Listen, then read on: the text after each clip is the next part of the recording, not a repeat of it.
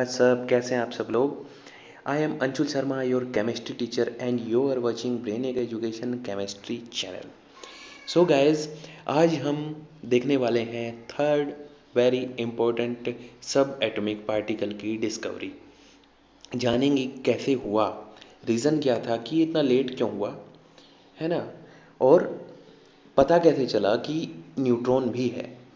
So guys, जब 1911 1912 में Rutherford ने अपना मॉडल दे दिया था, तब सिर्फ दो ही पार्टिकल पता लग पाए थे, एक पॉजिटिव एक नेगेटिव। रीज़न क्या था उनका कि जब हमने इलेक्ट्रिक और मैग्नेटिक फील्ड में डिफ्लेक्शन देखा तो हमें पता लग गया। आँखों से तो दिखते नहीं है पार्टिकल, ठीक है, मेजरमेंट ही होता है। सो गाइज, न्यूट्रॉन का पता नहीं लग पाया। लेकिन प्रॉब्लम कहाँ आई, इन्होंने सोचा कि इलेक्ट्रॉन है और प्रोटॉन ही है, बस दो ही चीज़ें हैं। तो एटम का जब मास कैलकुलेट किया गया, सो वो जस्ट हाफ आ रहा था थियोरेटिकल, और एक्चुअल जो एटम का जो मास था वो जस्ट डबल था। सो इन 1920 रदरफोर्ड ने ये बोला कि यहाँ पे कोई और पार्टिकल भी हो सकता है ना। तो उसके बाद डिस्कवरी हुई थर्ड फंडामेंटल पार्टिकल की, और उम्मीद भी की गई कि ये न्यूट्रल भी हो सकता है इलेक्ट्रिकली, क्योंकि अगर उस पर चार्ज होता तो अब तक पता लग चुका होता। क्लियर। सो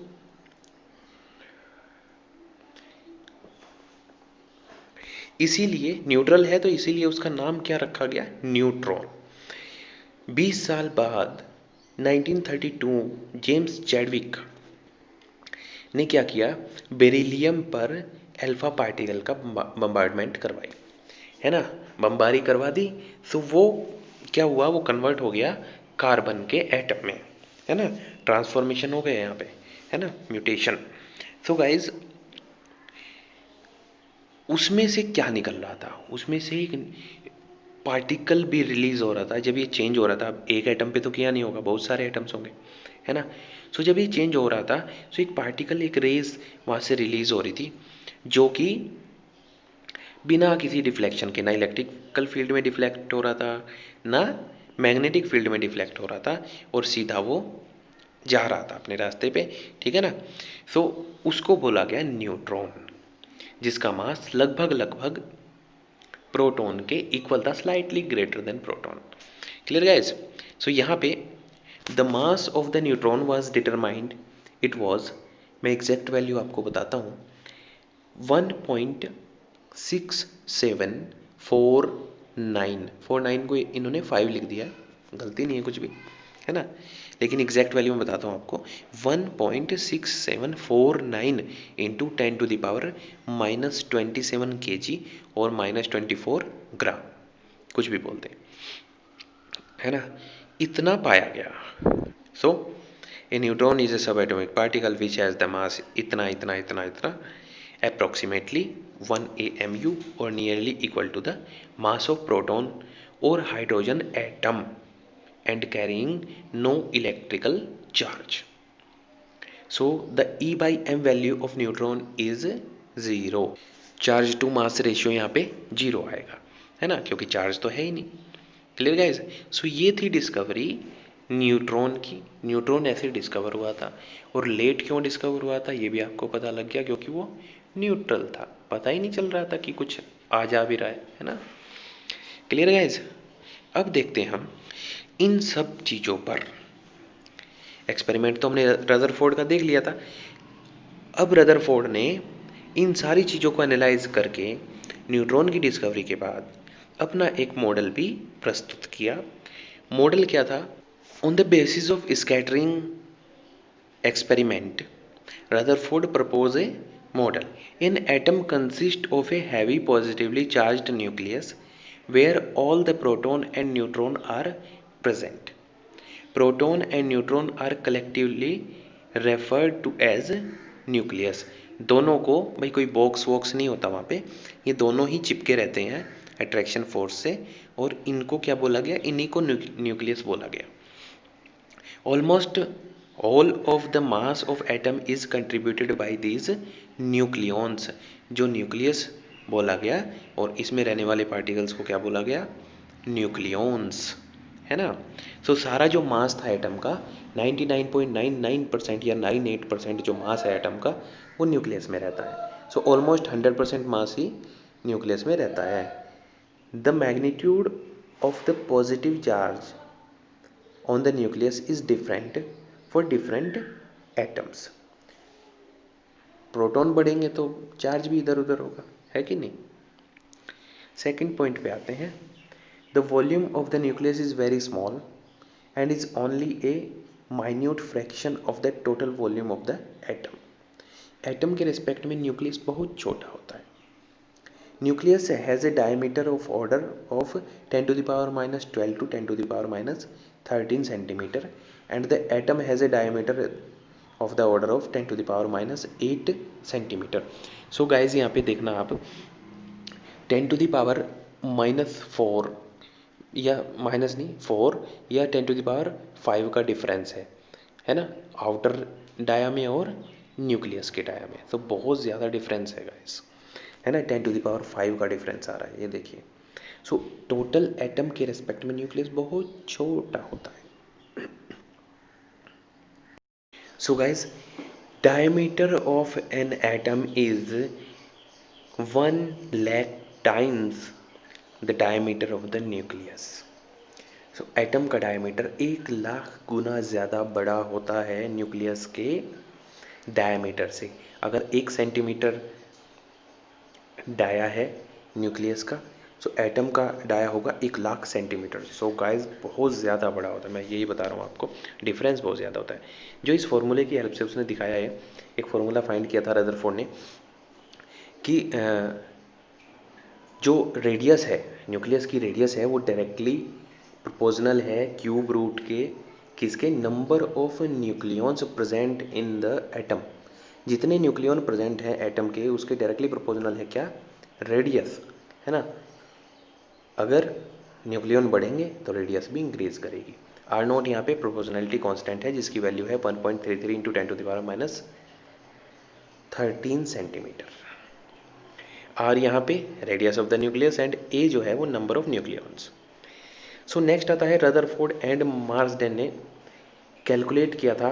गाइस कुछ नहीं छूट रहा है यहाँ पे, देखिए सब कुछ डिटेल्ड है। आप जेई मेंस की तैयारी कर रहे हैं ये समझ लीजिए, आप समझ क्या लीजिए, कर ही रहे हैं, है ना। Rutherford and Marsden calculate the density of the hydrogen nucleus containing only one proton. So density mass upon volume. So mass कितना हो जाएगा, जितने भी वहाँ पे न्यूक्लियॉन्स हैं और जो वैल्यू है 1.66 into 10 to the power minus 24 ग्राम। ये आपको पता होगा कि एटॉमिक मास यूनिट की वैल्यू है, उसे मल्टीप्लाई कर देंगे तो टोटल मास निकल जाएगा यहाँ पे ग्राम्स में, है ना। अगर केजी में निकालना है तो -27 कर दो पावर को। Clear guys. Upon volume, volume क्या होते हैं 4/3 इंटू पाई आर क्यूब, है ना। ये एक स्फेयर की वॉल्यूम होती है। सो यहाँ से आपको मिल जाती है डेंसिटी, जो कि हाइड्रोजन एटम के लिए इन्होंने कैलकुलेट की थी। सो गाइज ये आ गई है 1.685 इंटू 10 to the power 14 ग्राम पर सेंटीमीटर क्यूब। ये आ गई है न्यूक्लियस की डेंसिटी। थर्ड पॉइंट जो इसके मॉडल का है, there is an empty space around the nucleus called extra nuclear part, जो कि खाली जगह है जिसमें इलेक्ट्रॉन रिवॉल्व करता है, ठीक है। In this part electrons are present. The number of electron in an atom is always equal to the number of proton present in the nucleus. अच्छा, न्यूट्रॉन के इक्वल नहीं होते, ये ध्यान रहे आपको। न्यूट्रॉन इधर उधर हो सकते हैं, ये फिक्स नहीं है कि सारी चीज़ें बराबर होंगी। फिक्स क्या है कि जितने इलेक्ट्रॉन होंगे उतने ही प्रोटॉन होंगे, ये फिक्स है। सो जैसे कि न्यूक्लियस जो है वो रिस्पॉन्सिबल है किसके लिए, मास के लिए, ऐसे ही जो एक्स्ट्रा न्यूक्लियर पार्ट है वो वॉल्यूम के लिए रिस्पॉन्सिबल है। भाई जितना स्पेस, खाली स्पेस भी वो एटम में ही काउंट किया जाएगा, वॉल्यूम वो उतनी ही कंज्यूम करेगा। Clear guys. क्योंकि ऐसा नहीं है कि न्यूक्लियस से न्यूक्लियस टच हो जाएगा, नहीं। जो आउटर सेल होगी एटम की, वहाँ तक की वॉल्यूम वो एटम की वॉल्यूम में काउंट होगी। क्लियर। सो यहाँ पे दोनों न्यूक्लियस और टोटल एटम की वॉल्यूम का रेशो निकाला गया है, जो कि volume of the atom upon volume of the nucleus. So volume of the atom क्या हो जाएगा, 4/3 पाई आर क्यूब, और वॉल्यूम ऑफ द न्यूक्लियस भी क्या हो जाएगा, 4/3 पाई आर क्यूब। सो 4/3 पाई यहाँ पे कॉमन है, आर कॉमन नहीं है, इसलिए नहीं है कि जो वॉल्यूम है एटम की वो डिफरेंट होगी, सॉरी जो डाया एटम का है वो डिफरेंट होगा, और जो डाया न्यूक्लियस का है वो डिफरेंट होगा। सो R1 R2 हम यहाँ पे लिख सकते हैं, दोनों की वैल्यू अलग अलग है, जो कि हमने पुट कर दी 10⁻⁻8 और 10⁻13 और उसका क्यूब कर दिया। सो जो हम यहाँ पे रिलेशन फाइंड होके आया रेशियो इनका, वो आया 10⁻15। सो हम ये बोल सकते हैं कि volume of N atom is about 10⁻15 times of the volume of the nucleus, है ना। तो एटम की जो वॉल्यूम है वो 10⁻15 टाइम्स ज़्यादा है न्यूक्लियस की वॉल्यूम से, इसका ये मतलब है ना। आई होप क्लियर हो गया होगा।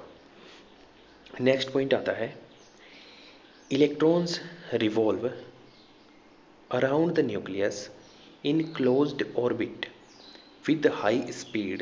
The centrifugal force acting on the revolving electron is being counterbalanced by the force of attraction between the electron and nucleus. सो जब इलेक्ट्रॉन बहुत हाई स्पीड से घूम रहा है, या आपने कभी ऐसे बॉल को अगर आप एक रस्सी से टाई करके ज़ोर से घुमाओ तो वो कैसे फोर्स लगाती है, बाहर की तरफ, और रस्सी से हम उसको हाथ से पकड़ के घुमाते रहते हैं। सो गाइज वो बैलेंस रहता है फोर्स, तो इसीलिए एक सर्कुलर पाथ पे वो बॉल जो है वो घूमती रहती है। ऐसे ही सिमिलर यहाँ पे हो रहा है, जो न्यूक्लियस है, जो प्रोटॉन है, वो अट्रैक्शन फोर्स लगा रहे हैं किस पर, इलेक्ट्रॉन पर, ताकि वो बाहर ना जाएं, और इलेक्ट्रॉन बाहर की तरफ एक फोर्स लगा रहा है जो कि एक दूसरे को कैंसिल आउट कर दे रहा है। सो इलेक्ट्रॉन एक फिक्स पाथ पर घूम रहा है ना। और ऐसे ही प्लैनेट करते हैं, इसीलिए इसको प्लैनेटरी मॉडल भी बोला गया था, और इन इलेक्ट्रॉन्स को प्लैनेटरी इलेक्ट्रॉन्स कहते हैं। Clear guys. अब dissimilarity between nuclear atomic model and solar system, यहाँ पे डिसिमिलैरिटी बताई गई है, इन दोनों में की डिसिमिलैरिटीज़ क्या है। सो गाइज फर्स्ट है, sun and the planet are very big bodies and uncharged, charge नहीं है उन पे कुछ भी, और हैवी बॉडी है वो, है ना। ये टाइनी पार्टिकल्स हैं, नैनो पार्टिकल्स हैं। Clear guys. The nucleus and electron are very small object and charged particle हैं, these are the charged particle. Second point क्या है, the revolution of the planets in the solar system is govern by gravitational force, वहाँ पे gravity work कर रही है ना। और यहाँ पे while the revolution of electrons around the nucleus is governed by the electrostatic force. This is called electrostatic force. यहाँ पे एक्ट कर रहा है, वहाँ पे gravitational force एक्ट कर रहा है। Clear guys? In the solar system, there is only one planet which revolve in any particular orbit, but in the nuclear atomic model, more than one electron may rotate in any particular orbit. आपने देखा होगा भाई, first अगर shell ले लें हम, के shell में 2 इलेक्ट्रॉन घूम रहे हैं, है ना, एल शेल में 8 हो जाते हैं। सो कई सारे इलेक्ट्रॉन एक ही पाथ को फॉलो कर रहे हैं। यहाँ पे क्या है, सोलर सिस्टम में सिंपल सिंगल एक प्लैनेट एक पाथ को फॉलो कर रहा है, किसी भी एक पाथ में 2 प्लैनेट नहीं है। Clear guys. सो ये थे इसके क्या, डिसिमिलैरिटी। सो गाइज अब बात करते हैं ड्रॉबैक्स ऑफ रदरफोर्ड मॉडल, जो कि पूछा जाता है कि what are the drawbacks of Rutherford model. वो क्या थे कि ये इलेक्ट्रोमैग्नेटिक थ्योरी के अकॉर्डिंग सेटिस्फाई नहीं कर पाए कि कैसे एटम स्टेबल रह सकता है। थ्योरी के अकॉर्डिंग क्या था कि जब एक चार्ज्ड पार्टिकल रोटेट करता है किसी एट्रैक्टिव फोर्स के अंडर, तो वो क्या करता है, कंटिन्यूअस एनर्जी उसमें से निकलती रहती है, वो एनर्जी को रिलीज करता रहता है कंटिन्यूअस। सो अगर ऐसा है, इस थ्योरी के अकॉर्डिंग इलेक्ट्रॉन भी एनर्जी को क्या करेगा, रिलीज करेगा। एनर्जी को रिलीज करता करता अब उसकी एनर्जी क्या होने लगेगी, कम होने लगेगी। सो एनर्जी कम होने लगेगी तो जो उसका पाथ है, रास्ता है इलेक्ट्रॉन का घूमने का, वो न्यूक्लियस की तरफ को अट्रैक्ट होने लगेगा। एनर्जी कम रहेगी तो अट्रैक्ट होने लगेगा, और घूमते घूमते वो एंड में क्या हो जाएगा, कोलैप्स हो जाएगा और न्यूक्लियस में गिर जाएगा। और ये जो थ्योरी है ये कहती है, बोर ने कैलकुलेशन की थी, नील बोर ने, कि 10⁻⁻8 सेकेंड में मैक्सिमम इतना टाइम लगेगा या तो इससे कम ही लगेगा किसी भी एटम को कोलैप्स होने में, है ना। एटम ज़ीरो हो जाएगा, ख़त्म हो जाएगा, लेकिन एटम तो स्टेबल है, क्वाइट स्टेबल आपने, है ना। हीलियम एटम है, बहुत सारे एटम्स है, सारे एटम, है ना, वो स्टेबल है, मॉलिक्यूलर फॉर्म में है, कंपाउंड फॉर्म में है, चाहे जैसे भी है। Clear guys. तो ये थ्योरी इस चीज़ को एक्सप्लेन नहीं कर पाई। If the electron lose energy continuously the observe spectrum should be continuous, continuous होना चाहिए स्पेक्ट्रम उनका, क्योंकि एनर्जी रिलीज हो रही है कंटिन्यूसली। लेकिन गाइज ऐसा नहीं है जब ऑब्जर्व किया गया।